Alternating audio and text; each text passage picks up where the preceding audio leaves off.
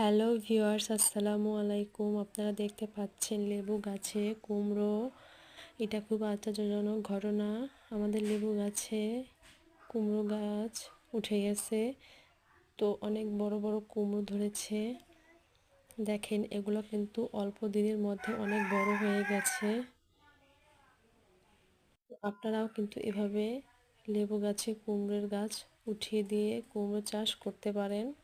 তো দেখেন বন্ধুরা, এটা কিন্তু ঝুলে গেছে নিচের দিকে, তাই এভাবে খুঁটির সাহায্যে বেঁধে রাখা হয়েছে যাতে ছিঁড়ে পড়ে না যায়।